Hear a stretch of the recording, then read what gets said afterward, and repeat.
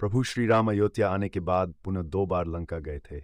वे वहां विभीषण की रक्षा हेतु गए थे। आनंद रामायण राज्यकांड पूर्वार्ध अध्याय क्रमांक 7 अनुसार श्रोणा नदी के तट पर मायापुरी नाम की नगरी थी।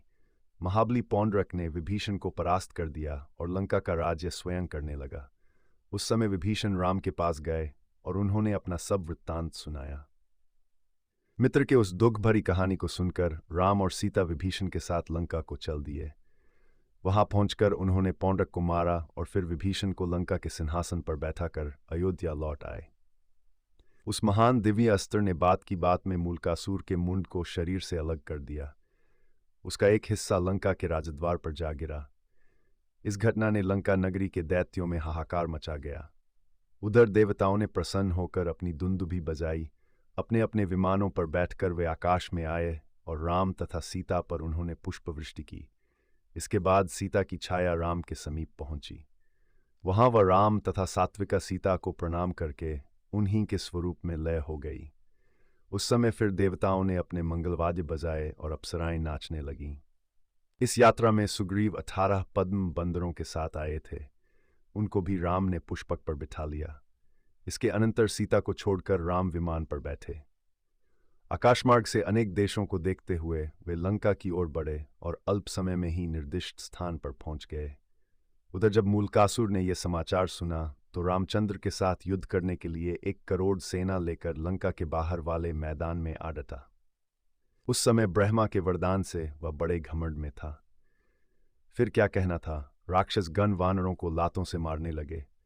वानर यूथ ने पहाड़ के बड़े बड़े टुकड़ों तथा वृक्षों से प्रहार करना आरंभ कर दिया। इस तरह 7 दिन तक उन दोनों सेनाओं में घमासान युद्ध होता रहा। इसके अनंतर राम के दाहिने हाथ की उंगली पकड़कर सीता अशोक वाटिका में इधर उधर घूमती हुई उन स्थानों को दिखलाने लगीं जहां स्नान आदि कृत्य करती थीं। घूमती घूमती सीता त्रिजटा के स्थान पर पहुंची और विविध प्रकार के वस्त्राभूषणों से त्रिजटा का सत्कार किया। जब त्रिजटा प्रसन्न हो गई तो राम जी ने बनाई मूलकासुर को मारने की योजना। विभीषण का हाल सुनकर राम बड़े विस्मित हुए। तुरंत लक्ष्मण से उन्होंने कहा कि संसार में जितने राजा हैं उनके पास दूत भेजकर शीघ्र बुलवा लो। लक्ष्मण ने राम की आज्ञानुसार दूत भेजें। दूतों ने शीघ्र लौटकर राम से कहा कि हम लोग सब राजाओं के पास हो आए। इस प्रकार निश्चय करके राम ने शुभ दिन और मुहूर्त में अपनी विशाल सेना तथा लक्ष्मण भरत आदि भ्राताओं के साथ मूलकासुर को मारने के लिए अयोध्या से प्रस्थान कर दिया। लव और कुश को भी साथ में लिया। राम ने यात्रा के समय सारी सेना को पुष्पक विमान पर बिठा लिया।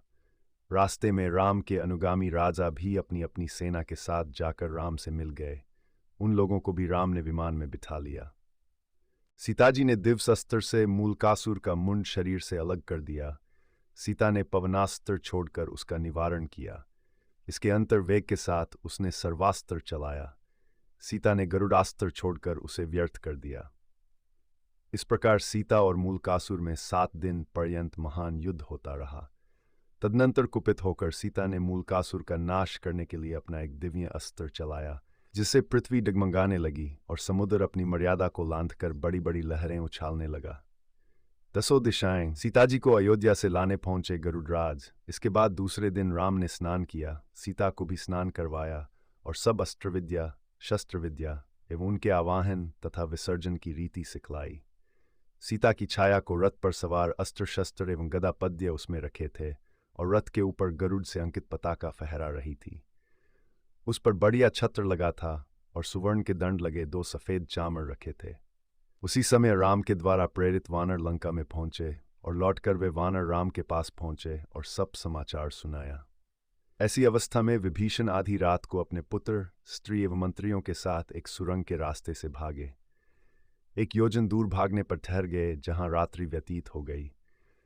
जब आगे बढ़े और राम के पास अयोध्या आ पहुंचे, वह राक्षस मूल नक्षत्र में पैदा हुआ तथा वृक्षों के नीचे उसका पालन पोषण हुआ है।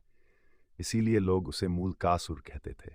युद्ध करते करते एक बार उसने विभीषण से कहा था कि इस रणभूमि में पहले तुझको मारकर लंकर अधिकार कर लेने के बाद में उस राम के पास जाऊंगा जिसने मेरे पिता तथा मेरे कुल का संहार किया है। संग्राम भूमि में राम को मारकर मैं अपने पितृयों से ऊन हो जाऊंगा। विभीषण बोले, हे रघुनंदन, मैं जहां तक जानता हूं शीघ्र ही वह आपसे भी युद्ध करने के लिए आएगा। ऐसी अवस्था में आप जो उचित समझें सो करें। सीताजी को अयोध्या से लाने पहुंचे गरुड़राज सीता अयोध्या में श्री राम का स्मरण करती हुई उनके वियोग से व्याकुल रहा करती थीं। थोड़ी देर बाद गरुड़ और हनुमान जी अयोध्या पहुंचे। राम के आज्ञानुसार सीता उसी दिन कुछ ब्राह्मणों, पुरोहितों तथा अग्नि को साथ लेकर गरुड़ पर जा बैठी और अयोध्या से निकली। सीता गरुड़ पर सवार हुई। हनुमान जी सीता की रक्षा करने लगे और सीता रास्ते के अनेक देशों को देखती हुई लंका की तरफ चली। इस प्रकार बहुत शीघ्र लंका में पहुंचकर उन्होंने देखा कि रामचंद्र जी वहां कल्पवृक्ष के नीचे बैठे हुए हैं। वहां पहुंची तो उतरकर उन्होंने रामचंद्र को प्रणाम किया। इसके अनंतर उस दैत्य ने भी अपना धनुष संभालकर सीता के ऊपर कई बाण चलाए। उन दोनों के उस तुमुल युद्ध को देखने के लिए वहां बहुत से राजे तथा वानर पुष्पक विमान पर बैठे थे, जिनको हनुमान जी ने संजीवनी बूटी से जीवित कर दिया था। थोड़ी देर बाद वानरों ने देखा कि राम जी सीता माता के साथ कल्पवृक्ष की छाया में स्वर्ण जटित आसन पर बैठे हैं। दासियां पंखा जल रही हैं और उनके आगे पीछे तकिया लगी हुई हैं। रामचंद्र जी वहीं से बैठे छाया में सीता तथा मूलकासुर का युद्ध देख रहे थे। राम ने ब्रह्मा की बातें सुनकर विभीषण से कहा कि आज मूलकासुर के यज्ञ में विघ्न डालने की कोई आवश्यकता नहीं है। जब सीता यहाँ आ जाएं, तब वानरों को उसके यज्ञ में विघ्न डालने की आज्ञा दी जाएगी। फिर राम गरुड़ से कहने लगे, तुम जाओ और सीता को अपनी पीठ पर बिठाकर यहाँ ले आओ। चलते समय रास्ते में हनुमान जी दुष्टों से उनकी रक्षा करते रहेंगे। रामचंद्र की आज्ञा को सादर स्वीकार करके वे दोनों वहां से अयोध्या के लिए। जब विभीषण के कुंभकर्ण के पुत्र के बारे में बताया, इसके बाद एक दिन राम अपनी सभा में बैठे थे, तब अपनी स्त्री, पुत्र तथा मंत्रियों के साथ विभीषण भाव से बैठे कहा, हे राम, मैं आपकी शरण में हूं, मेरी रक्षा कीजिए। बहुत दिनों की बात है जब मूल नक्षत्र में कुंभकर्ण के एक पुत्र हुआ था। कुंभकर्ण ने दूतों द्वारा उस लड़के को जंगल में छुड़वा दिया।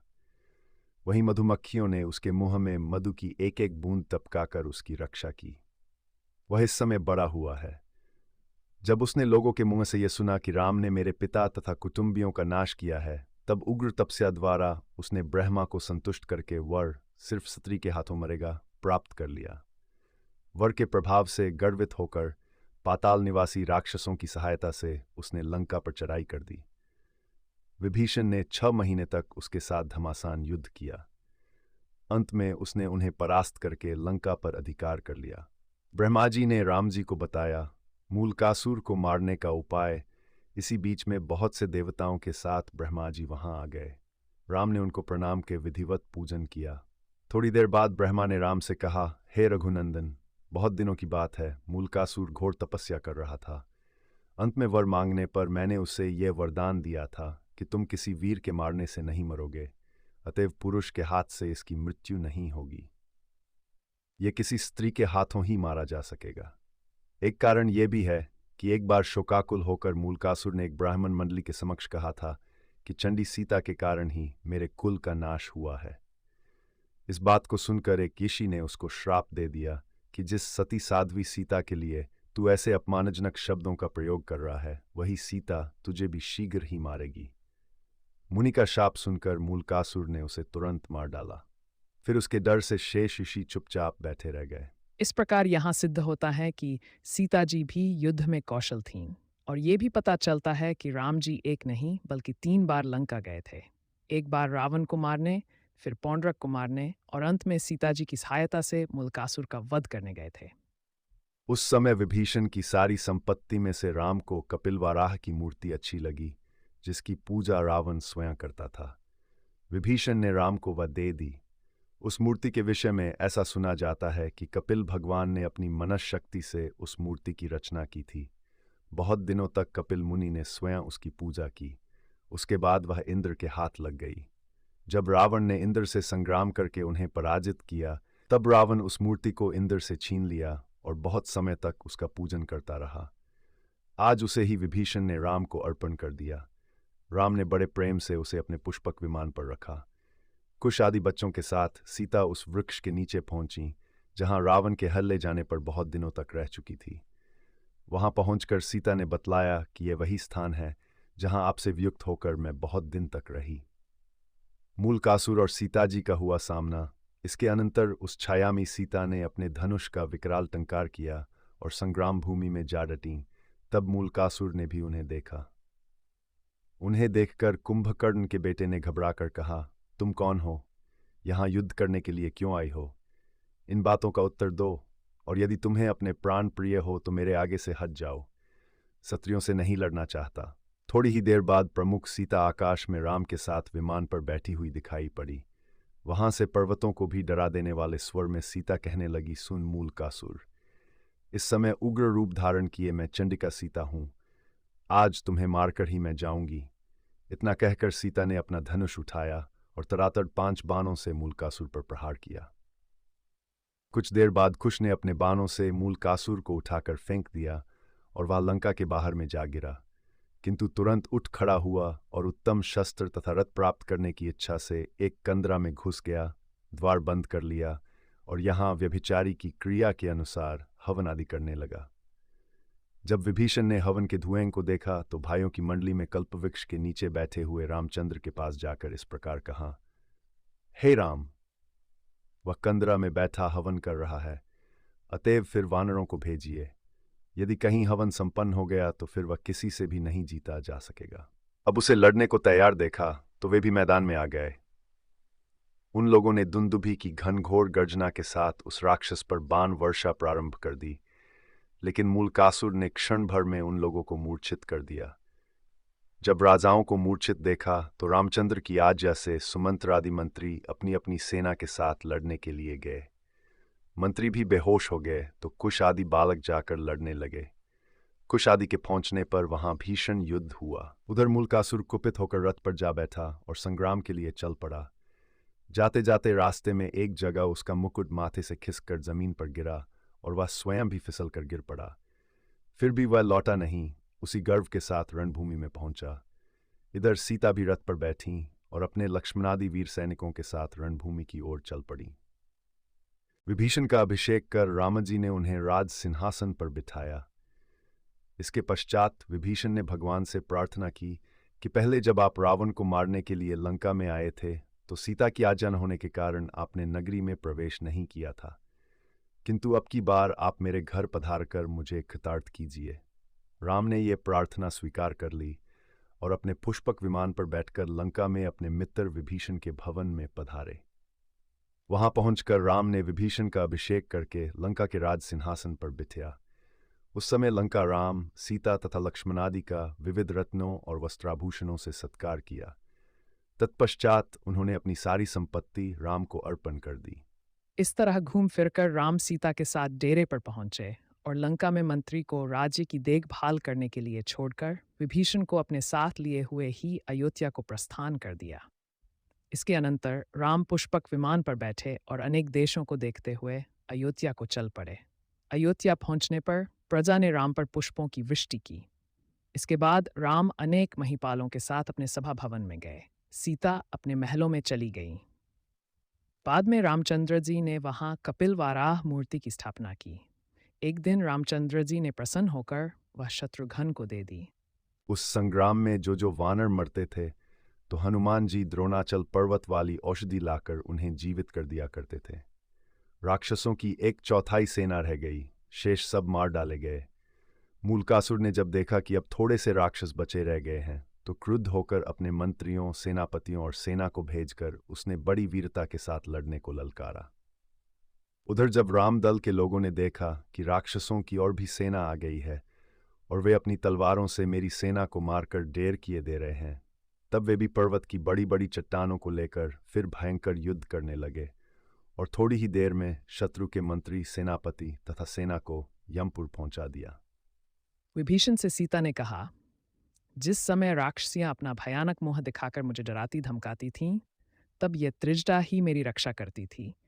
मैं तुमसे विनयपूर्वक कहती हूं कि सर्वदा तुम मेरी ही तरह इसका सम्मान करना।